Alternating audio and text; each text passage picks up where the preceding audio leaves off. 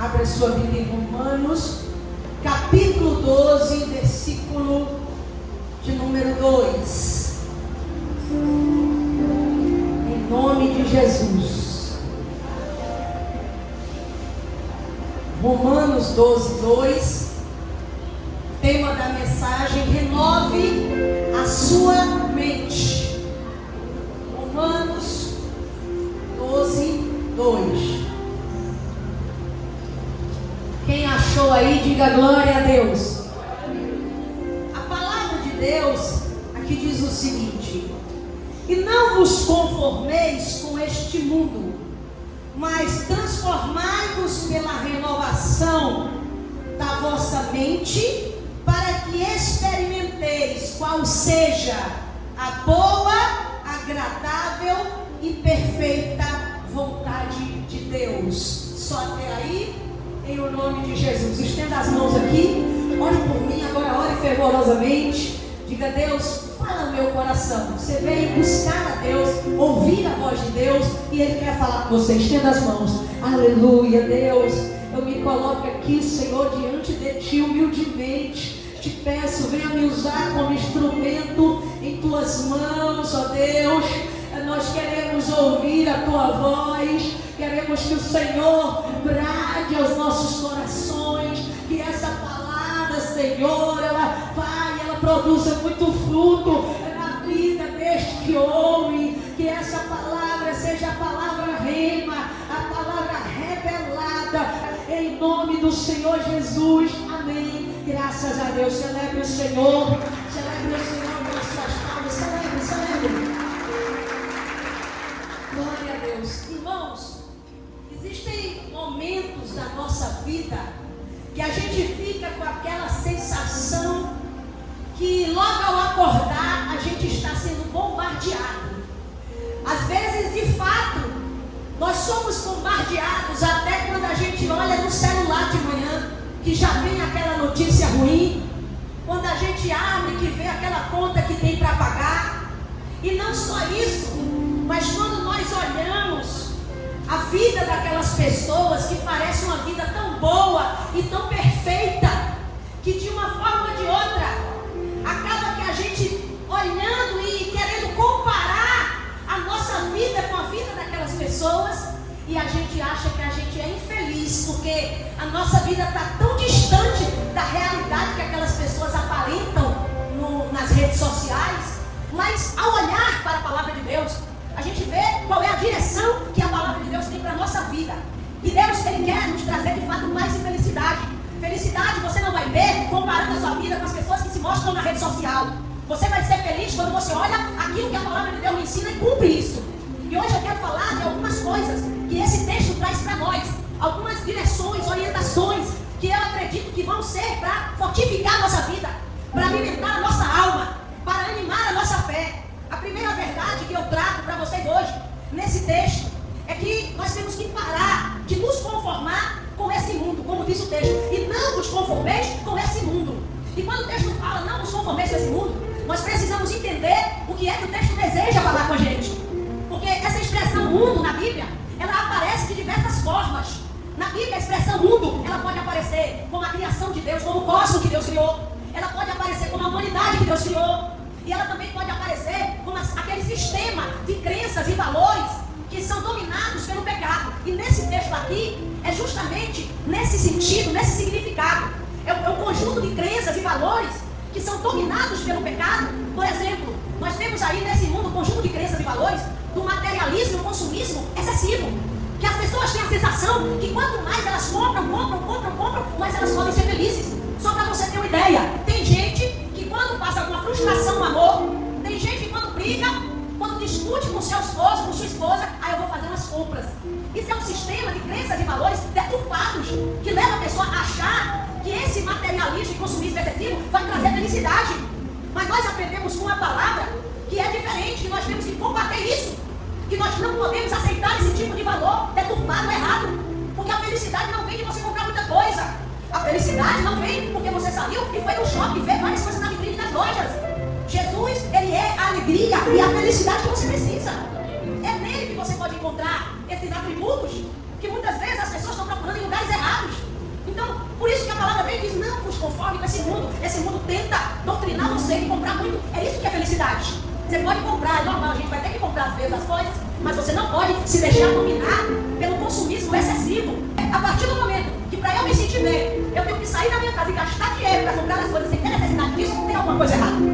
Tem alguma coisa errada. Então, não se conforme com esse sistema de valores. Não se conforme com esse tipo de crença que o mundo tenta impregnar em nós. Não se conforme com isso, é por isso que a Bíblia está dizendo, e não vos conformeis com o mundo. Então, cuidado. Tem coisas desse mundo aí que não servem para nós. E não é só isso, não. E não é só isso, não. São tantas informações. Eu dei o exemplo do materialismo, do consumismo excessivo, mas tem tantas informações que vêm para mexer com a nossa mente. Mas a própria palavra de Deus, que nós temos a mente de Cristo. Agora, meu irmão, é diferente. Quem está entendendo o que eu estou falando aqui, diga glória a Deus. Não se conforme. Não se conforme com esse mundo. Não se amolde.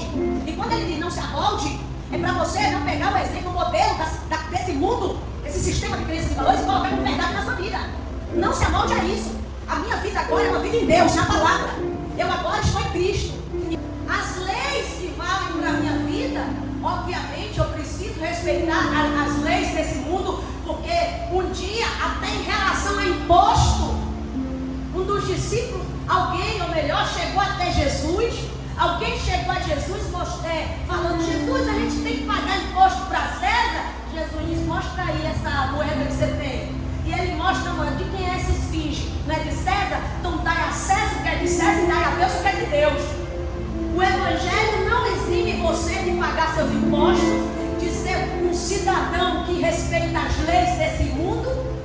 Não é isso. Na verdade, o Evangelho lhe incentiva a ser um bom cidadão.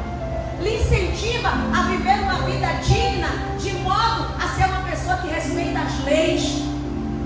Agora, a maior lei da minha vida é a palavra de Deus. Porque lá em Salmo 119, versículo 105, a Bíblia diz, lâmpada para os meus pés é a tua palavra e luz para os meus caminhos. Essa é a maior lei, é o maior valor que eu carrego comigo.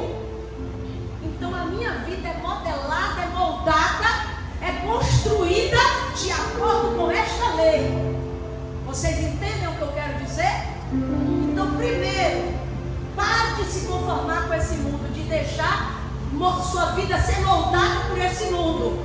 Minha vida tem que ser moldada pelos critérios bíblicos. Segunda coisa, transforme-se pela renovação da sua mente. Para você renovar a sua mente, como diz aqui, mas transformai-vos pela renovação da sua mente, pela renovação do vosso entendimento. Para você renovar a sua mente, você vai ter que fazer uma limpeza da verdade.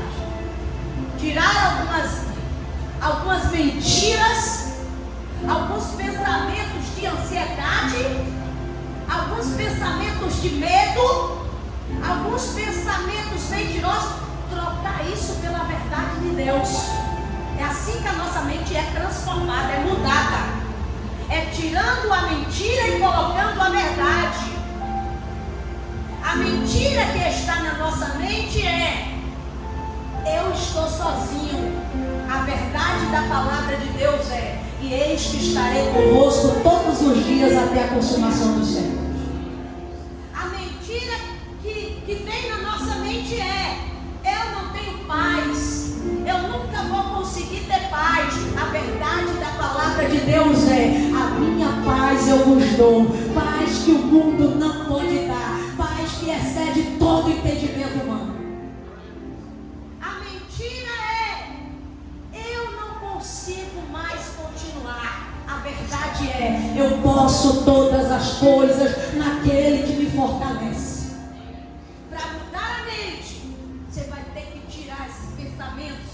Lançar fora. É assim que a mente é renovada, é trocando a mentira pela verdade de Deus. Mas enquanto você deixa sua mente ser dominada por as mentiras que vêm, você não consegue realmente viver feliz. Você não consegue realmente ter a paz que você espera. Então está na hora de ter a vida transformada, de ter a mente mudada. Ninguém vai ter uma vida transformada se não mudar primeiramente. Porque é necessário você mudar primeiro o seu pensamento. O que é que está dominando na sua mente hoje? O que é que você tanto tem deixado preencher a sua mente? A palavra de Deus lá em Colossenses diz: olha, pensai nas coisas que são do alto e não nas coisas terrenas. Pensai em tudo que é puro, que é justo, que é santo, que é amável. O que é que você está deixando dominar os seus pensamentos hoje em dia? Faça agora essa reflexão. Às vezes o que domina nosso pensamento são só sentimentos de inquietação, de ansiedade, de vontade de que as coisas têm que se resolver logo. Irmãos, troca, tira esse pensamento, põe outro no lugar. Isso não está fazendo bem a você. Tem tantos crentes hoje doentes, mas a doença não é, irmãos, nem física. Está cheio de pessoas chegando nos hospitais e voltando com laudo, sabe de quê? Crise de ansiedade. Por quê? Começa aqui, ó. Tem que renovar a mente. Começar a trocar esses pensamentos que não tem nada a ver, que não vão te acrescentar em nada, por pensamentos puros, bons e corretos pela palavra. Eu sei que nós somos bombardeados toda hora por pensamentos negativos. Toda hora vem um pensamento negativo. Principalmente quando a situação que se apresenta diante de nós é contrária àquilo que nós temos orado. Aí você já entra em desespero, alguns são assim, né? Acaba entrando em desespero, não vou conseguir mesmo e tal. Mas agora está na hora. Eu quero transformar a minha vida. Eu quero ser uma pessoa que vou viver para a glória de Deus. Como é que vai ser isso? Eu vou transformar, vou mudar a minha mente. Vou trocar as mentiras que Satanás tem proposto pelas verdades de Deus. Porque infelizmente as mentiras que Satanás tem proposto têm se tornado, entre aspas, verdade para a vida de muitos. A pessoa dá tanta credibilidade àquilo que tem acabado se tornando verdade. Eu não consigo. E a mentira de Satanás vai se tornando verdade para ela. E ela vai se enfraquecendo, ela quer até caminhar com o Senhor Jesus, ela quer até se firmar na palavra, mas ela diz: eu não consigo. E essa mentira vai se tornando como se fosse uma verdade para ela. Não estou dizendo que é a verdade de Deus, é a palavra de Deus. Mas na vida dela é como se estivesse se tornando uma verdade. Porque acaba que ela realmente não vai conseguir permanecer no Senhor. Não vai conseguir caminhar com Deus como ela gostaria. Porque no pensamento dela, na mente dela, e olha que eu não estou pregando aqui pensamento positivo não, gente. Entenda. Aqui é a Bíblia, é Evangelho. É um Deus que transforma. É um Deus que pega aquela mente caída e deturpada e nos dá uma nova mentalidade. Quem está entendendo aí, diga glória a Deus. Então aí a palavra de Deus diz aqui, ó: mas transformai-vos pela renovação da vossa mente. A mente vai ser renovada e isso vai trazer uma transformação para a minha vida. E no terceiro ponto, que diz aqui no versículo de número 2, no finalzinho, diz: para que experimenteis qual seja a boa, agradável e perfeita vontade de Deus. Experimente a vontade de Deus. Como é que eu vou experimentar a vontade de Deus? Quando a minha mente é renovada, quando eu troco as mentiras de Satanás pelas verdades da palavra, eu estou sendo por Deus habilitado diga: eu estou sendo por Deus habilitado para experimentar a vontade dele. Deus me habilita. Quando Ele muda a nossa mente, Ele está nos habilitando para viver a vontade dele. É como se você, até a maneira de você enxergar vai mudar. Até a maneira, você está entendendo isso? Até a maneira de você enxergar, você vai mudar. Como se você tivesse uma câmera com a lente suja, toda embaçada, e de repente você troca a lente. E aí você, a partir dali, você passa a enxergar tudo com tanta clareza. Você passa a enxergar bem. Você passa a viver bem, a ver tudo com nitidez. Porque quando muda a mente, até a forma de você enxergar as coisas também muda. Você vai estar capacitado para viver a vontade de Deus. Eu até já disse isso na igreja. Existem algumas pessoas que ao pregar, eles colocam aqui como se fosse 3 vontades de Deus. Eu não entendo dessa forma. Não, a vontade de Deus é a vontade de Deus. É sempre boa, agradável e perfeita. Agora, se a pessoa fizer o que ela quer, ela já não está na vontade de Deus. E mesmo sem estar na vontade de Deus, Deus pode abençoar ela. Agora eu quero que você me diga: por misericórdia ela ainda faz. Por miséria, eu já vi isso acontecer. Às vezes a gente foge um pouco do centro da vontade de Deus, mas por misericórdia Deus ainda faz alguma coisa. Mas você não vai viver o extraordinário de Deus. Você não vai viver o nível de excelência que Ele tem para você. Você pode até usufruir da misericórdia. Você lembra do texto da mulher grego-sírio-fenícia? Que ela chega gritando: Jesus, salva a minha filha, ela está horrivelmente endemoniada. E aí, primeiro, Jesus não responde nada, fica em silêncio. E às vezes acontece isso aí na nossa vida. A gente dá: Jesus, Jesus, opera minha filha, meu filho, meu casamento.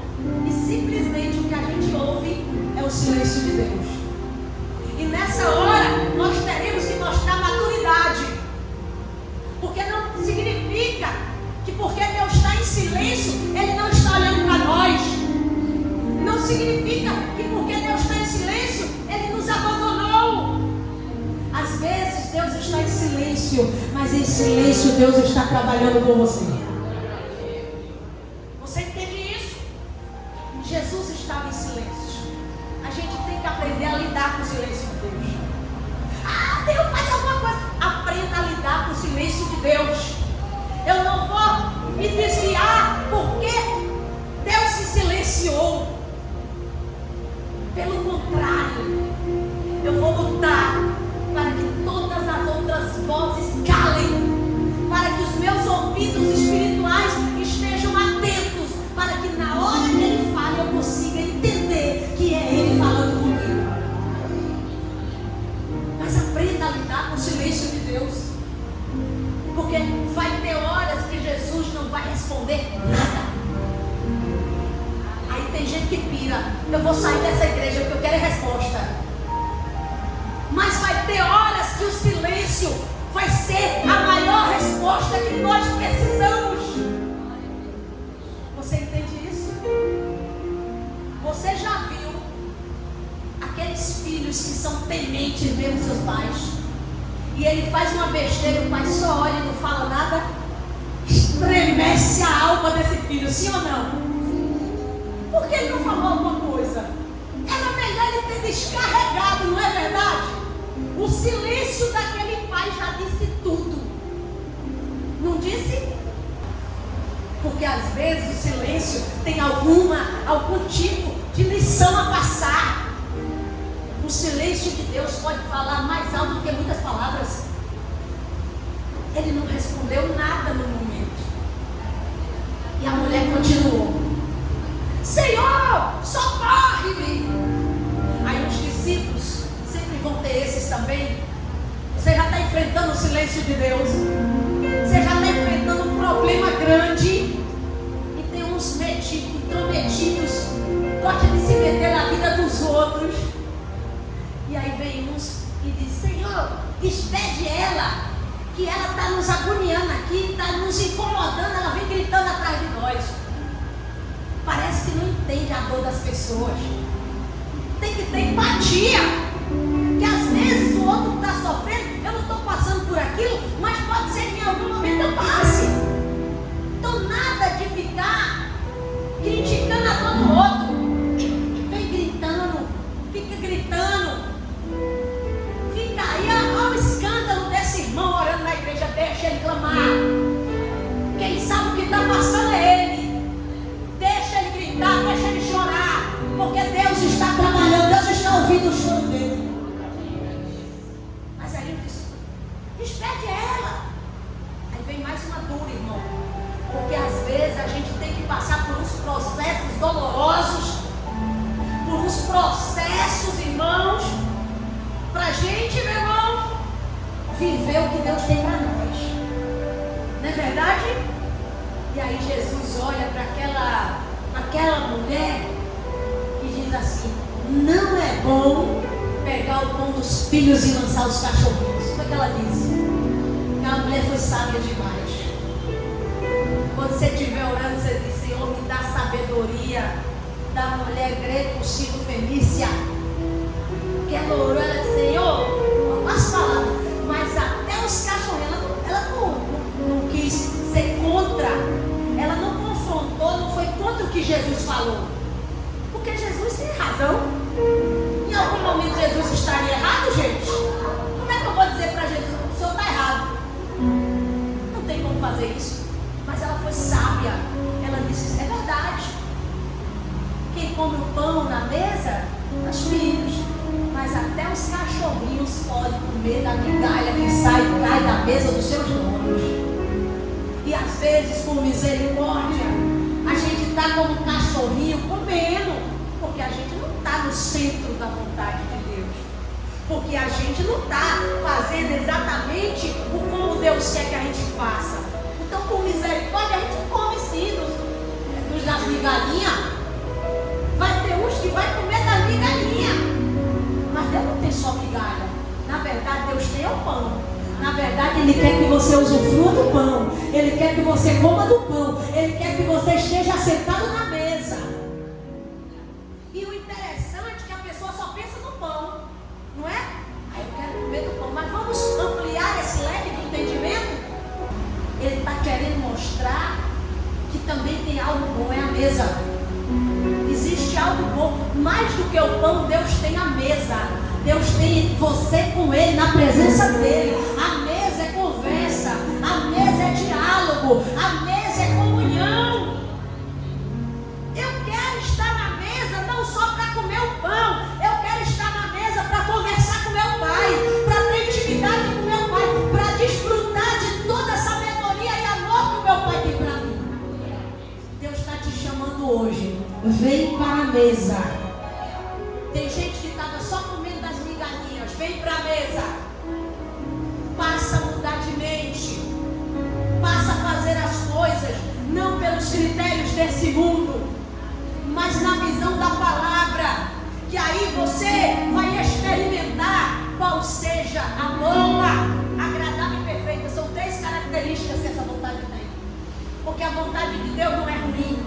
Ela é sempre boa, é ou não é, igreja? Diga comigo com propriedade, diga: a vontade de Deus é sempre boa. Como é que um Deus bom vai ter uma vontade mais ou menos? Como é que um Deus bom vai ter uma vontade ruim? Tem que ser boa. Se Ele é bom, a vontade dele também é boa. A vontade é boa, é agradável. Não é algo ruim, desagradável, algo pesado de se levar. As pessoas estão querendo levar a presença de Deus como se fosse um fardo pesado. Eu tenho dito desde o início que começou essa série de mensagens, que lá no Antigo Testamento e até na época do Novo, ainda era necessário que os judeus cumprissem 613 mandamentos. os costumes e tradições da Talmud também. Como era pesado, mas Jesus veio e muda tudo. Eu tenho o que é leve para vocês. O meu fardo é leve. O meu fardo é leve. Para de ficar achando que a vontade que está no centro da vontade de Deus é algo muito pesado, porque não é. O fardo de Jesus é leve. Olha para a palavra e começa a viver como ela te ensina, com simplicidade, com amor, com devoção. É tão simples, mas a gente aqui quer complicar as coisas. A gente é que tenta complicar. Não, porque tem que ser isso. Aí na hora que vem ao culto tem que impor uma voz para orar. Que a voz tem que ser essa. Nós estamos vivendo diante de um Deus simples. Você crê nisso? Quem crê nisso, diga glória a Deus. E tem que ser na simplicidade. Abriu a boca com o coração sincero e Deus vai ouvir. Você concorda, irmão? Mas tentam complicar as coisas. Tentam colocar até um sistema, até dentro da igreja, um sistema de culto que tem que ser pesado. Vamos parar com isso. Nós servimos a um Deus simples e a gente quer complicar as coisas. Quer complicar? Pega o que é simples e acabou. Viva uma vida simples e você vai ver como isso fará a diferença. Muda a sua mente.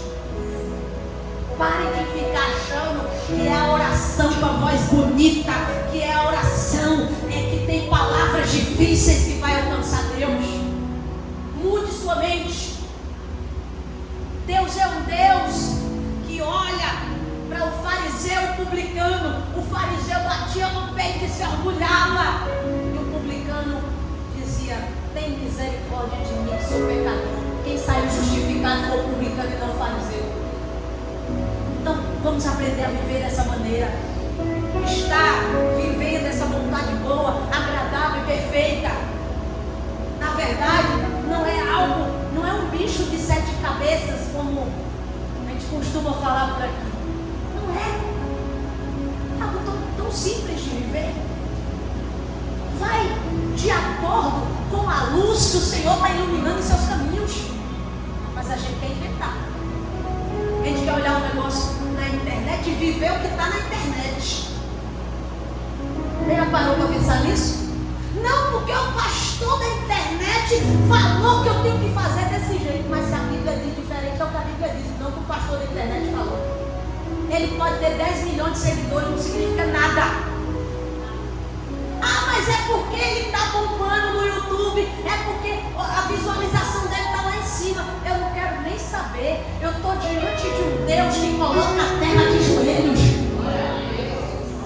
Eu estou diante de um Deus que ele disse, eu estava até falando no curso na segunda-feira, que ele coloca a terra como escabelo dos seus pés.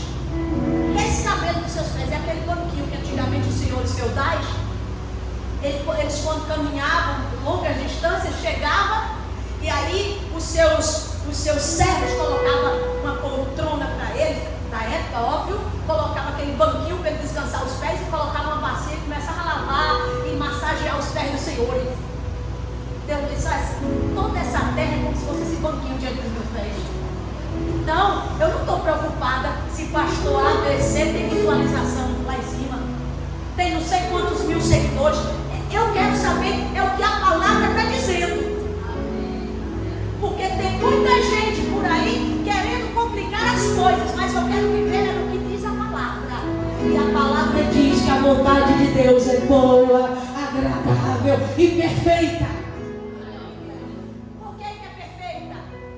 Eu não tenho que questionar essa vontade. Porque às vezes eu posso até querer outras coisas, mas o que eu quero não é o melhor para mim. A vontade de Deus sim é perfeita, porque é o melhor que tem para a minha vida. É o melhor que tem para mim, então ela é perfeita. O que eu quero pode não ser tão perfeito assim, e não vai ser de fato. O que eu quero não tem perfeição, mas o que Deus quer para mim é perfeito. Eu vou escolher viver no que eu quero ou no que Deus quer. Vai ter horas que eu vou ter que abrir mão dos meus achismos, que eu vou ter que abrir mão das minhas vontades, que eu vou ter que fazer morrer o meu eu. Você está disposto a isso? Mas vai valer a pena. Porque quando você quiser morrer o seu eu, você é a partir dali que a vontade de Deus vai começar a prevalecer na sua vida. Na verdade, só para a gente concluir aqui, irmãos, acredito que todos nós deveríamos falar que um dia João Batista falou, e não só falar, mas viver. Ele disse que diminua eu e que o Senhor cresça. É assim que a gente deve viver. Se eu viver dessa forma, com esse sentimento de que eu diminua, de que a minha vontade diminua e a vontade dele cresça, porque a nossa mente, a gente quer fazer a nossa vontade. Na nossa cabeça tem que o que eu fizer que vai dar certo. Mas se a gente mudar a nossa mente, começar a ter a mentalidade da palavra, a glória é para ele, que ele cresça e eu diminua, é aí que a gente vai viver o melhor tempo da nossa vida. Vocês estão preparados para viver o melhor tempo da sua vida? Irmão, eu quero profetizar sobre a sua vida. O ano de 2025 está começando, mas nós viveremos um tempo de plenitude de Deus na nossa vida. Você está preparado para isso? Que eu diminua e que ele cresça. Vou mudar esse pensamentozinho de que tinha que ser a minha vontade, de que tinha que ser o meu jeito, porque Deus está criando filhos para ser maduro. Não é aqueles filhos birradinhos, menininho, criancinha que tudo, se não for desse jeito não dá certo. Para! Nós não estamos aqui, irmão, para fazer do nosso jeito, não. O Evangelho é Deus moldando a vida do homem conforme o seu caráter. É o homem se dobrando a Deus. Não é Deus que tem que se dobrar para você, é nós que temos que nos dobrar a Deus. Então, você vai viver essa vontade. É possível, basta olhar para a palavra e na luz que ele te dá. Por que eu digo na luz que ele te dá? Porque cada um tem uma luz. E você não vai poder andar conforme a luz que eu tenho. Porque se eu tenho uma luz maior, vai ser cobrado de mim mais também. Você teve mais entendimento, então você precisa seguir mais. A pessoa tinha uma luz menor, mas de acordo com a luz que ela recebeu, ela também seguiu com Deus. Está certo. Está correto. Eu não sei se eu estou fazendo certo. Faça segundo a luz que o Senhor tem te dado. Minha sabedoria é pouca, não tem problema. Faz segundo a pouquinha luz que Deus tem te dado. Porque essa luz tão pouquinha para você é algo tão grande para muitos aí, não tem nada. Não é verdade? Mas será que eu estou fazendo certo? Porque na outra religião disse que tem que ter desse jeito. E se eu estiver errando? Irmão, a luz que Deus tem dado a você é conforme essa luz que você vai caminhar. E Ele não é um Deus injusto. Essa luz que você recebeu, eu vou te cobrar mais. Não estou nem aí se você recebeu uma luz menor. Deus não é um Deus injusto. Ele está vendo o seu amor, a sua dedicação, a sua entrega, a sua vontade de servir a Ele. Então, caminhe conforme a luz que Ele tem te dado. Você vai ver, mudando de mente, começando a viver segundo essa luz que o Senhor está te orientando na palavra. Você vai viver essa vontade boa, agradável e perfeita. Quem entendeu, pode aplaudir.